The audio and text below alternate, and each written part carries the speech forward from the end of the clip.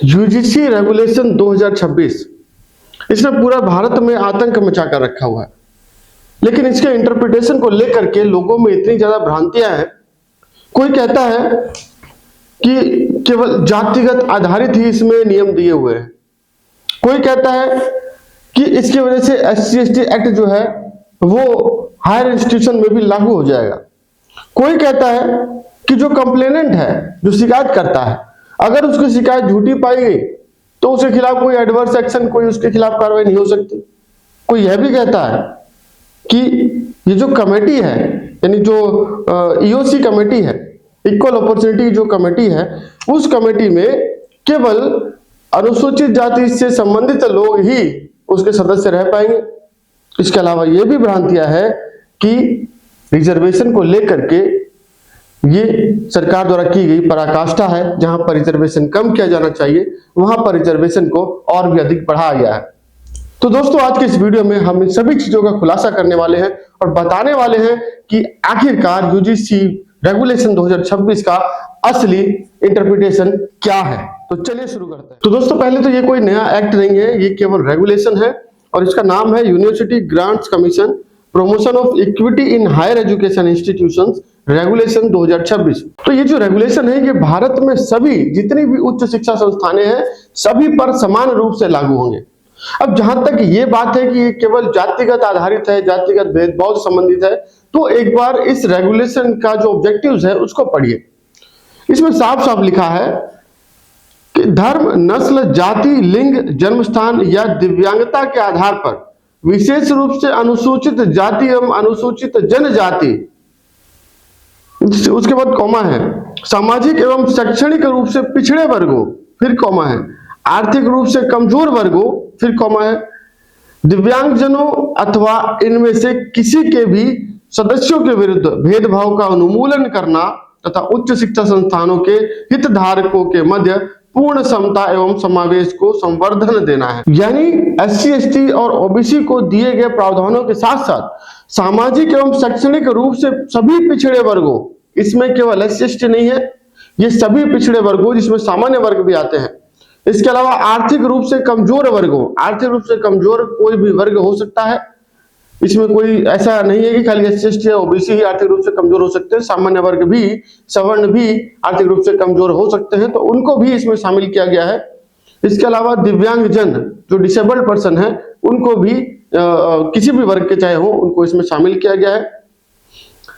इसके अलावा इसमें केवल छात्र ही शामिल नहीं है, इसमें छात्रों के अलावा शिक्षक और उस उच्च शिक्षा संस्थान के स्टाफ को भी सम्मिलित किया गया है। यानी इस रेगुलेशन में केवल छात्र ही नहीं बल्कि उसमें पढ़ाने वाले जो शिक्षक हैं वो, और उसके अलावा उस यूनिवर्सिटी या कॉलेज का, उच्च शिक्षा संस्थान का जो स्टाफ है वो सभी उसमें कवर किए जाएंगे, चाहे वो बेल बजाने वाला कोई कार्यकर्ता हो या फिर वहां का कोई उच्च अधिकारी, तो उन सभी को उसमें शामिल किया जाएगा। यानी चीजों को ध्यान में रखते हुए ये चीजें स्पष्ट हो जाती हैं कि जो कॉलेज अथवा यूनिवर्सिटी से बाहर जब बच्चे निकलते हैं तो समाज में जब वो जाते हैं, तब वहां पर जो भेदभाव पहले से ही उनके अंदर रम चुका है, वो चीजें समाज में जाने के बाद भी देखने को मिलती है। जहां पर जॉब को लेकर के या फिर किसी अन्य विषय को लेकर के जब आरक्षण की बात सामने आती है, तब जाकर के उनका ये विरोध सामने आता है, और जिसको लेकर के आज देश भर में इसको देखने को मिलता है कि लोग विरोध करते हैं आरक्षण के नाम पर। जहां पर इस बात का हवाला देते हुए लोग नजर आते हैं कि सारी चीजें समान रूप से हुई, उसके बाद भी ये आरक्षण क्यों। लेकिन समान रूप से अगर होती तो इस चीज की आवश्यकता नहीं पड़ती। सुप्रीम कोर्ट की जजमेंट से भी इन चीजों के बारे में पता चला है, और सुप्रीम कोर्ट की डायरेक्शन के बाद में यूजीसी ने ये रेगुलेशन लागू किए हैं। यानी आंकड़ों के आधार पर ही इस रेगुलेशन को बनाया गया है। पिछले आंकड़ों में जिस प्रकार से पाया गया कि वहां पर उच्च संस्थानों में डिस्क्रिमिनेशन होता है, जिसकी वजह से जो लोग हैं वहां के शिक्षक भी हो सकते हैं, स्टाफ भी हो सकता है, और ज्यादातर छात्र जो है वो पीड़ित नजर आते हैं, जिसकी वजह से समान रूप से वो शिक्षा ग्रहण नहीं कर पाते हैं और आगे चल करके उनको रिजर्वेशन का सहारा लेना पड़ता है। तो बेसिकली जो ये चीज है ये स्वागत के योग्य है और इसका स्वागत करना चाहिए, खुले मन से स्वागत करना चाहिए। इसके अलावा और भी जो लेकर लोगों के मन में जो प्रश्न है, जो इंटरप्रिटेशन गलत ढंग से कर रहे हैं, उसका भी जवाब हम देने वाले हैं, तो इस वीडियो पर बने रहें। अब इस रेगुलेशन में जो पॉइंट नंबर 5 है, जहां पर समान अवसर केंद्र यानी इक्वल अपॉर्चुनिटी सेंटर बनाने के लिए जो डिटेल्स दी गई हैं, उसको लेकर के लोग विवाद उत्पन्न कर रहे हैं। उसमें लोगों का ये कहना है कि जो समान अवसर केंद्र स्थापित करने के लिए जो रूपरेखा दी गई है, उसमें भेदभाव किया गया है। अब भेदभाव उनको कैसे लगता है वो समझ लेते हैं। देखिए, इसमें समता समिति का गठन जो है उसको किस प्रकार से करना होगा, कौन कौन से लोग शामिल होंगे, वो इस रेगुलेशन में दिया गया है। पहला ये कि संस्थान का जो प्रमुख है वो पदेन अध्यक्ष होगा, तो सदस्य नंबर 1 ये हो गया। दूसरे नंबर पे उच्च शिक्षा संस्थान के 3 प्रोफेसर या वरिष्ठ संकाय सदस्य के रूप में रहेंगे, तो 3 प्रोफेसर ये हो गए। तीसरे नंबर पर है उच्च शिक्षा संस्थान का 1 कर्मचारी शिक्षक के अतिरिक्त सदस्य के रूप में रहेगा, यानी शिक्षक के अतिरिक्त एक कोई भी कर्मचारी उस उच्च शिक्षा संस्थान का सदस्य के रूप में इस समिति का हिस्सा रहेगा। इसके अलावा पॉइंट नंबर 4 में दिया है व्यवसायिक अनुभव रखने वाले नागरिक समाज के 2 प्रतिनिधि सदस्य के रूप में रहेंगे, यानी जिनको व्यवसाय का अनुभव हो, इस प्रकार के समाज के 2 नागरिक इसमें प्रतिनिधि के रूप में, सदस्य के रूप में रहेंगे। 5वें नंबर पे है 2 छात्र प्रतिनिधि जिनका नामांकन शैक्षणिक योग्यता, खेलों में उत्कृष्टता, सह पाठ्यक्रम गतिविधियों में प्रदर्शन के आधार पर किया जाएगा, विशेष आमंत्रित के रूप में। तो बेसिकली इसमें 2 छात्र प्रतिनिधि भी रहेंगे, उनके फील्ड के आधार पर उनको तय किया जा सकता है। इसके अलावा पॉइंट नंबर 6 में लिखा है समान अवसर केंद्र विकास समन्वयक पदेन सदस्य सचिव के रूप में कार्य करेगा। तो कुल मिलाकर इसमें जो सदस्यों के गठन की रूपरेखा दी गई है, टोटल 9 सदस्य इस कंडीशन के हिसाब से कम रहेंगे ही रहेंगे, और अधिक भी हो सकते हैं क्योंकि इसमें अधिकतम की सीमा नहीं लिखी हुई है। अब जो मेन विवाद का बिंदु है वो रेगुलेशन का पॉइंट नंबर 4 का सब क्लॉज नंबर 7 है, जिसमें लिखा है समिति में अन्य पिछड़ा वर्ग, दिव्यांगजन, अनुसूचित जाति, अनुसूचित जनजाति और महिलाओं का प्रतिनिधित्व होना चाहिए। यानी जो सदस्य होंगे उन सभी सदस्यों में ये जो कैटेगरी बताई है, इन कैटेगरी के जो सदस्य हैं उनका होना कंपलसरी है। विवाद के रूप में सामने ये आती है कि सारी कैटेगरी लिख दी, लेकिन जनरल कैटेगरी इसमें नहीं लिखी गई है, जिसको लोग विवाद बना रहे हैं। अब टोटल जब कम से कम 9 सदस्य हैं ही, जो अधिक भी हो सकते हैं, एक्ट के अकॉर्डिंग रेगुलेशन के अकॉर्डिंग इसमें लिखा है अन्य पिछड़ा वर्ग नंबर 1, दिव्यांगजन नंबर 2, अनुसूचित जाति नंबर 3, अनुसूचित जनजाति नंबर 4 और महिला का प्रतिनिधित्व नंबर 5, यानी कुल 5 सदस्यों का इस कैटेगरी में होना अनिवार्य है। बाकी के जो सदस्य हैं उसके लिए इस रेगुलेशन में कुछ नहीं लिखा गया है, वो चाहे तो सभी सामान्य हो, चाहे तो इनमें से कोई हो, उसके लिए कोई बाध्यता नहीं है। यानी जनरल कैटेगरी को लेकर के यदि यहाँ पर नहीं लिखा गया है तो इसका मतलब ये बिल्कुल नहीं है कि जनरल कैटेगरी का कोई सदस्य इसमें नहीं होगा। तो ये कुल मिलाकर मिथ्या है।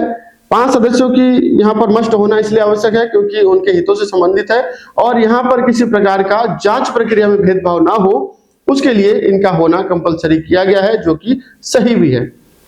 अब आगे बात कर लेते हैं।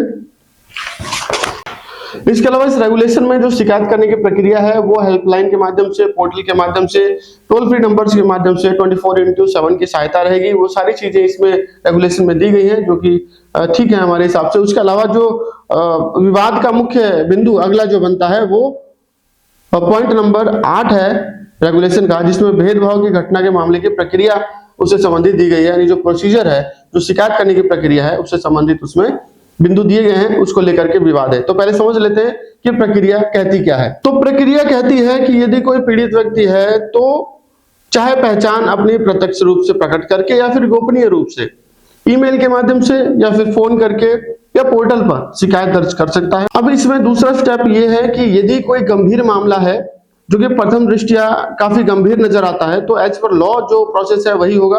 और पुलिस अधिकारियों को ये शिकायत प्रेषित की जा सकती है कि बेहद गंभीर मामलों में ऐसी प्रक्रिया अपनाई जाएगी। दूसरा, इस प्रकार की शिकायत प्रथम दृष्टया यदि ये तय नहीं हो पा रहा है कि कितनी गंभीर प्रकृति की ये घटना है, जैसा को लेकर के लोगों के बीच विवाद है कि शिकायत दे दी, शिकायत देते ही एफआईआर दर्ज हो जाती है, SC में सही है गलत है उसकी चीजें नहीं देखी जाती। लेकिन यहाँ पर प्रथम दृष्टया चीजें लिखी है कि प्राथमिक रूप से उस शिकायत को देखा जाएगा, शिकायत कितनी गंभीर है, किस प्रकृति की है, किस प्रकार की है, दर्ज होने लायक है भी कि नहीं है। तो यहाँ पर जो पॉइंट नंबर 8 है उसका सब क्लॉज B वहां पर स्पष्ट रूप से लिखा है कि यदि प्रथम दृष्टया ये साबित हो जाता है कि गंभीर प्रकृति का एज पर द लॉ ये जो है जो शिकायत है, तो उसके अकॉर्डिंग जो है इसको पुलिस को ट्रांसफर किया जा सकता है। यदि ऐसा नहीं है तो जो समिति बनाई गई है, समिति को ये शिकायत भेज दी जाएगी। समिति 24 घंटे के अंदर इस शिकायत को लेकर के बैठक करेगी और उसके बाद आगे की योजना बनाएगी। चयनित समता समिति ऐसी सूचना प्राप्त होने पर 24 घंटे के अंदर इस पर बैठक करेगी। बैठक करने के बाद समिति के पास 15 दिन का समय होगा इस शिकायत पर कार्रवाई करने के लिए। 15 दिन के जो वर्किंग डेज है उसके अंदर ही समिति इस पर कार्रवाई करेगी। कार्रवाई करके जो फाइनल रिपोर्ट है वो रिपोर्ट तैयार करेगी 15 दिन के अंदर ही, और फिर इस रिपोर्ट को तैयार करने के बाद फाइनल रिपोर्ट जो है तो उस उच्च शिक्षा संस्थान के जो प्रमुख है उसको भेजेगी और साथ ही एक कॉपी पीड़ित जो पक्ष है उसको भी भेजेगी। अब जो उच्च शिक्षा संस्थान का जो प्रमुख है वो अगले 7 दिनों के अंदर इस पर उचित कार्यवाही करेगा, और यदि उसको लगता है कि कार्यवाही जो है गंभीर प्रकृति की है और पुलिस के माध्यम से की जानी आवश्यक है, तो BNS 2023 के तहत जो धाराएं हैं उसके हिसाब से कार्रवाई करते हुए इसको पुलिस के अधिकारियों को ट्रांसफर कर दिया जाएगा, सूचित कर दिया जाएगा और आगे की कार्रवाई पुलिस के माध्यम से की जाएगी। अब इसमें पूरी प्रक्रिया में कहीं पर भी SC/ST एक्ट नाम की कोई चीज नहीं है, इस प्रकार की कोई बात नहीं आती है कि जो कार्रवाई है वो SC/ST एक्ट के माध्यम से की जा सकती है। इस प्रकार की चीजें इस पूरे रेगुलेशन में नहीं है। हालांकि BNS 2023 का हवाला जरूर दिया गया है। इसके अलावा कमेटी को भी पूरा टाइम दिया जाएगा प्रॉपर इंक्वायरी करने के लिए, 15 दिन का समय दिया जाएगा, जिसमें शिकायत की प्रकृति, शिकायत का प्रकार, किस प्रकार की शिकायत है, सही है गलत है, प्रथम दृष्टया है कि नहीं है, किस प्रकार के सबूत साक्ष्य पेश किए जा रहे हैं, उन सभी को ध्यान में रखते हुए इस प्रकार की शिकायत पर आगे की कार्रवाई की जा सकती है। यानी कुल मिलाकर ये जो प्रक्रिया है वो इस प्रकार की बनाई गई है कि इसको उस उच्च शिक्षा संस्थान में ही सही प्रकार से शिकायत के समाधान तक पहुंचा जा सके, इस प्रकार की प्रक्रिया बनाई गई है। लेकिन यदि इस प्रकार का क्राइम जो है गंभीर रूप ले लेता है तो इसके लिए भी प्रावधान इसमें दे दिए गए हैं। इसके अलावा यदि उस उच्च शिक्षा संस्थान को लेकर के कोई अगर शिकायत है तो वो केंद्र में जो कमेटी गठित की गई है उसके आधार पर उस पर कार्रवाई की जाएगी और उस उच्च शिक्षा संस्थान के जो हायर अथॉरिटीज हैं उसके द्वारा उस पर कार्रवाई की जाएगी। तो ये पूरा उसका प्रोसेस है। इस प्रोसेस को देखने के बाद ये चीज तो स्पष्ट है कि इसमें SC/ST एक्ट की तरह की कोई विशेष रूप से कोई प्रावधान देने की ऐसी कोई बात नहीं है।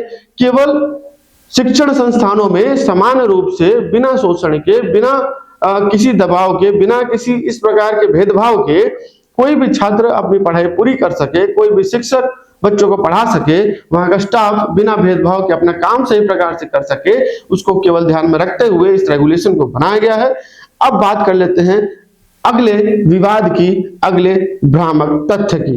अब इस पूरे रेगुलेशन में सबसे जो मुख्य बात यह है वो ये है कि अब शिकायत हो गई, कार्रवाई हो गई, लेकिन अगर कार्रवाई झूठी पाई जाती है तो शिकायत करने वाले के खिलाफ जो है क्या कार्रवाई होगी, क्या एक्शन होगा, उसके लिए पूरे रेगुलेशन में कुछ भी नहीं है। तो ये विवाद उठाने से पहले ये सोचना चाहिए कि जब इसमें ये नहीं है कि शिकायत करने वाले की शिकायत अगर झूठी पाई जाती है तो उसके खिलाफ क्या कार्रवाई की जानी चाहिए, ये चीज इसमें नहीं है, तो इसमें यह भी तो नहीं है कि यदि शिकायत झूठी पाई गई तो उसके खिलाफ कार्रवाई नहीं की जा सकती है।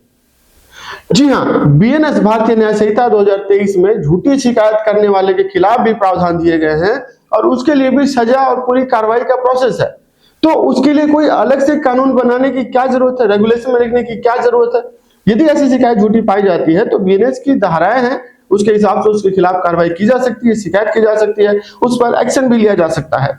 तो ये भ्रामक तथ्य है कि रेगुलेशन में सारी चीजों का होना आवश्यक है। ये आपको एक बेस दे दिया जाता है कि वहां पर अगर इस प्रकार की घटनाएं हो रही हैं तो उससे कैसे बचा जा सकता है, उसके लिए रेगुलेशन बनाया गया है। लेकिन ऐसा बिल्कुल नहीं है कि अन्य जो कानून है वो इन पर लागू नहीं होंगे, अन्य कानूनों के माध्यम से भी इन पर कार्रवाई की जा सकती है। अब विशेष रूप से ये भी आती है लोगों के मन में भावनाएं कि रिजर्वेशन को हटाने की मांग सवर्णों द्वारा, सामान्य वर्ग द्वारा की जा रही थी, लेकिन अब एक नया रिजर्वेशन का फंडा शिक्षण संस्थानों में भी ला दिया गया है, जिससे अब रिजर्वेशन की पराकाष्ठा जो है सरकार ने कर दी है।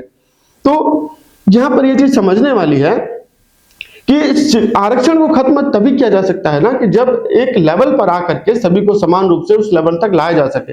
अभी तक हम खाली देख रहे थे कि रोजगार को लेकर के वहां पर रिजर्वेशन की चीजें थी, एडमिशन को लेकर के रिजर्वेशन की चीजें थी, लेकिन जब हम इस प्रक्रिया को फॉलो करके जब हम इस योग्य बनते हैं कि हम अपनी जॉब कर सके, सरकारी जॉब कर सके या फिर कोई भी अन्य आरक्षण या फिर अनारक्षित चीजों को के लिए जा सके, तो उस चीजों के लिए जब हम तैयार होते हैं, उस तैयार होने के दौरान समान रूप से हमें शिक्षा दी गई है, हमारे साथ किसी प्रकार का कोई भेदभाव नहीं किया गया है, उसकी पुष्टि कैसे होगी? तो ये गैप था जिसको सरकार ने फिल करने का प्रयास किया है। तो हमें लगता है कि ये बहुत जरूरी था, इसकी आवश्यकता थी, और जो सरकार ने अभी ला दिया है ये बहुत ही आवश्यक है। इसका विरोध करने वाले तो करेंगे, लेकिन हमारी नजरों में इसका विरोध किया जाना ज्यादा आवश्यक नहीं है। सही नजरिए से समझा जाए तो ये ठीक है, और इसमें एक समान रूप से लोगों को शिक्षा प्राप्त करने में सहायता मिलेगी।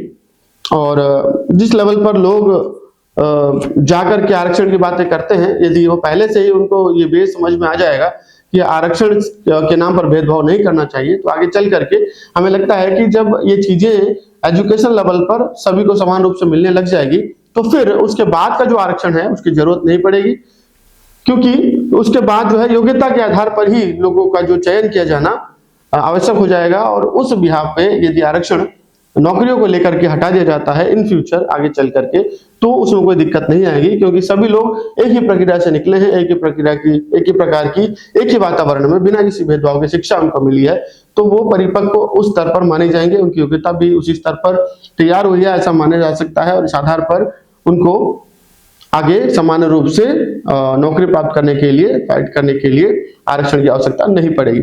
तो इसके अलावा एक चीज और भी है कि जो अपने पुराने समय में देखने को मिला, एकलव्य वाली कहानी जो सुनने को मिलती है कि उनको शिक्षा तो गुरु द्रोण ने दी नहीं, लेकिन गुरु दक्षिणा के नाम पर और एक विशेष रूप से अपने छात्रों को विशिष्ट दिखाने के लिए उन्होंने जो है एकलव्य का अंगूठा दान में मांग लिया।